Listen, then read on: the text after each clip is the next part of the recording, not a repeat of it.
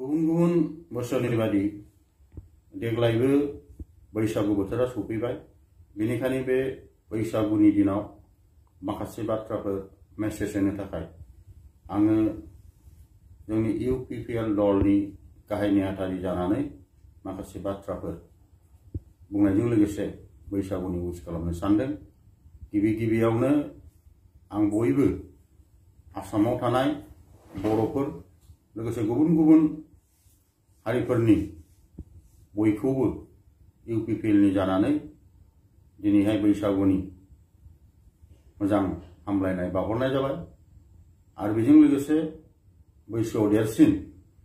बिथांमोनखौ आं आथिङाव हमनानै खुलुमबाय आरो बैसोआव दुइसिन जायफोर दङ बिथांमोनखौ आंनि गोसो गोरबोनिफ्राय अननाय आरो मोजां मोननायखौ आं बावहरग्रोबाय। नाथाय दुखु गोनां बाथ्रा, देग्लायनि जिथु बैसागु, बे बैसागुआ गुबुन गुबुन बोसोराव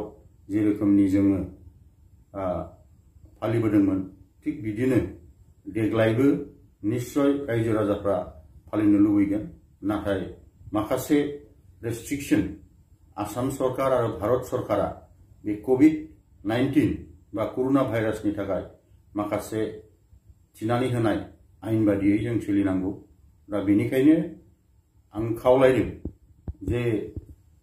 आसाम सरकार आरो भारत सरकारा जि रोखोमनि ससियेल डिस्टेंसनि बाथ्रा बुंदों आरो लोगोसे बे कोविड-19 नि एगेन्स्टै जिथु जुद्ध घोषणा खालामदों बेखौ जाहाथे जों फेजेननो हायो, बेनि थाखाय माखासे बाथ्राफोरखौ गोसोआव लाखिनानै जोङो बैसागुखौ फालिनांगोन। आरो बेनिखायनो आङो खावलायदों जोंनि आसामनि बर'जों लोगोसे गुबुन गुबुन हारि माहारिनि रायजो राजा बिथांमोनखौ जाहाथे जोङो बे टाइमाव रावबो पलिटिक्स खालामाबालानो आरो लोगोसे खौसेथियै जाहाथे जोङो बे कोरोना भाइरासखौ बा कोविड-19 खौ फेजेननो हायो, बेनि थाखाय जोङो गोबां खामानि मावनांगौ दङ। जेरैहाय आसाम सरकार आरो भारत सरकारा खामानि मावबाय थादों, थिग बिदिनो आसामाव थानाय आरो बड'लेण्डआव थानाय बयबो जाहाथे जोङो बे कोरोना भाइरासखौ फेजेननो थाखाय खामानि मावो, बेखिनिखौ आं खावलायदों। आरो आसामनि आरो भारत सरकारनि सरकारा माखासे गरिब थाखोनि मानसिफोरखौ जाहाथे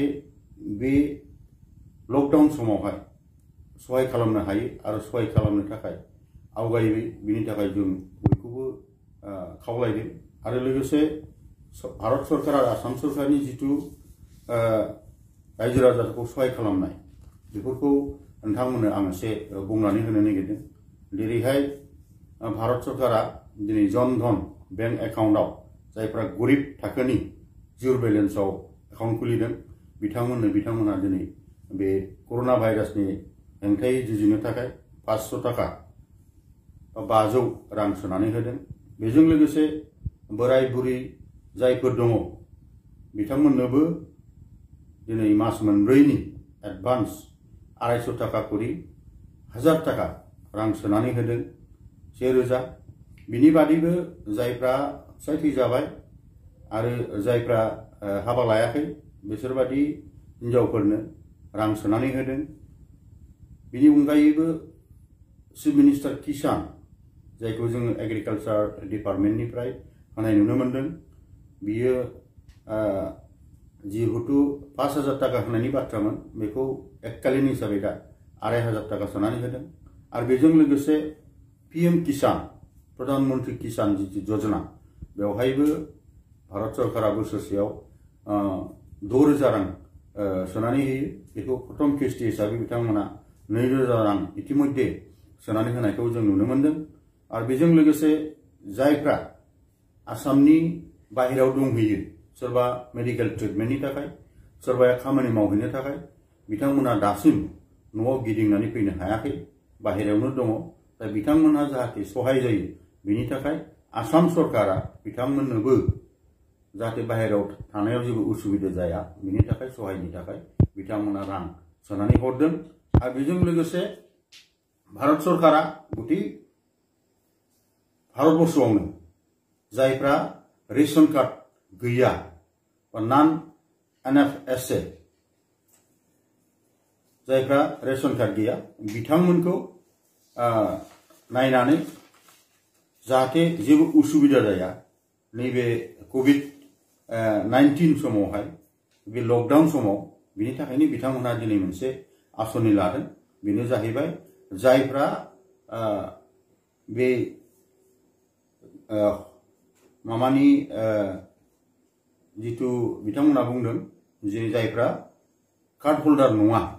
नेशनेल फुड सिकिउरिटी एक्टनि आन्डारावहाय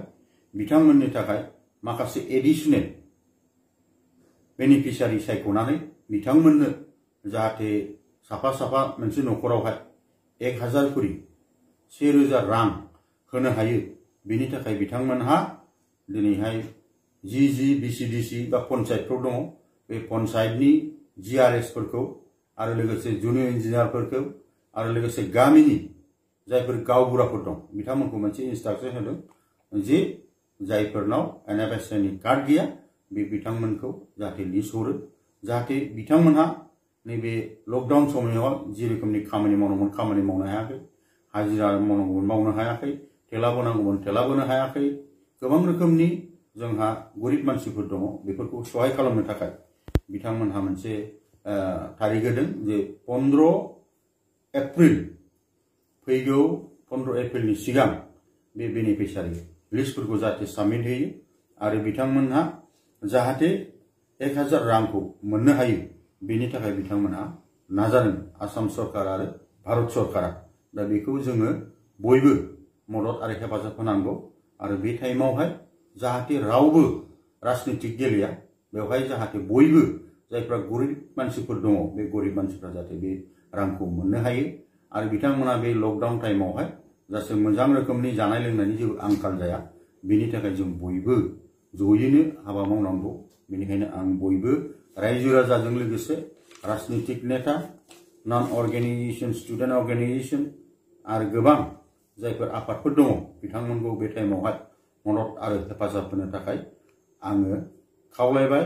आरो आं आसा खालामदों जे जोंनि बे ओनसोलाव थानाय गोबां रायजो राजा राजनीतिक नेता अराजनीतिक नेता स्टुडेन्ट्स अर्गेनाइजेशन बिथांमोना बे टाइमावहाय जाहाथे बे गरिब मानसिफोरखौ मदद आरो हेफाजाब होनो थाखाय आवगायबोयो जाहाथे नैबे लकडाउन टाइमाव रावबो जाहाथे उखैनानै थानो नाङा बेनि थाखाय खामानि मावनो थाखाय आं खावलायदों आरो लोगोसे भारतनि प्राइम मिनिस्टार बा भारत सरकारा मोनसे जायफोर खामानि गैयाबालानो गामिफ्राव जिरायनानै दङ जायफ्रा जब कार्ड होल्डार आरो जायफ्रा बाहेरायाव थांनानै खामानि मावाबालानो दिनैहाय न'आव थाफैनांबाय बै मानसिफोरखौ मदद आरो हेफाजाब होनो थाखाय जितु महात्मा गान्धीनि मुङाव national rural employment guarantee act जितु जब कार्ड होल्डारजों खामानि मावहैयो बे खामानिखौ जाहाथे जोंनि रायजो राजाफ्रा खामानि मावनानै जाहाथे एसे एनै गामि फोसाबनायजों लोगोसे जाहाथे खामानि मोनो आरो थांनानै थानायनि थाखाय लामा मोनो बिनि थाखाय दा बे कोरोना भाइरास बा कोविड-19 नि जितु लकडाउन जादों बे टाइमाव जाहाथे जब कार्ड होल्डारफ्रा खामानि मावनानै थांनानै थानो हायो बिनि थाखाय माखासे इन्सट्राक्सन हरदों जोंनि आसाम सरकार आरो डीसी लोगोसे ब्लक डेभलपमेन्ट अफिसार बे खामानिखौ जाहाथे जों बयबो जब कार्ड होल्डारफ्रा खामानि मावनो हायो बेनि थाखाय माखासे प्लेनिं बानायनानै हरदों जाय बिथांमोनहा बिनि सोमोन्दै मोजाङै मिथिया बिथांमोनहा ब्लक डेभलपमेन्ट अफिसार आरो लोगोसे प्रजेक्ट डाइरेक्टर आरो डीसी बिथांमोनजों बे बाथ्राफोरखौ सावरायलायनानै बिथांमोना खामानि मावनो हागोन आरो बेजों लोगोसे जोंनि जब कार्ड जायफोर होल्डारफोर दङ जेरैहाय शिड्युल कास्ट शिड्युल ट्राइब बेजों लोगोसे प्रधानमन्त्री ग्रामीण योजना बेजों लोगोसे सेल्फ हेल्प ग्रुप मेम्बारफोर जायफोर हिन्जावफोरा सालायनाय न'खरफोर दङ बिथांमोना बे सुबिदाखौ मोनगोन दा बेनिखायनो आं बयखौबो खावलायदों नैबे कोविड-19 नि जितु हेंथायै जोङो खामानि मावदों बे टाइमावहाय जाहाथे बयबो बे सुजुगखौ लानो हायो आरो जाहाथे जोंहा नैबे लकडाउन समावहाय जोंनि ओनसोलावहाय बयबो उखैनानै थानाङा बिनि थाखाय बे सुजुग सुबिदाखौ लानो थाखाय आं खावलायदों। जोबथारनायाव आङो बयबो जोंनि बे ओनसोलनि रायजो राजाजों लोगोसे आरो लोगोसे गासिबो राजनितिक आफाद बिथांमोनखौ आं खावलायदों जाहाथे नैबे टाइमावहाय राजनितिकखौ लानानै गावजों गाव ओनसोलफ्राव बेले बेजे खालामा। खारन जोंनि बुहुमनाङैनो जितु COVID-19नि हेंथायै बयबो जयैनो जुजिलायदों आरो ओंखायनो जोंबो दिनै बे बड'लेण्ड ओनसोलावहाय आरो आसाम ओनसोलाव जों जाहाथे बयबो बे COVID-19नि हेंथायै जुजिनानै देरहानो हायो आरो जोंनि बिभिन्न जाति जनगोष्ठीनि माथायाव बिदा फंबायनि जितु सोमोन्दो बे सोमोन्दोखौ लाखिनो हायो बिनि थाखाय खामानि मावनो थाखाय आं बयबो जोंनि बड'लेण्ड ओनसोलनि आरो आसामनि गासिबो दैदेनगिरि आरो मावथिफोरखौ खावलायनानै आंनि बुंनायखौ आं बावनो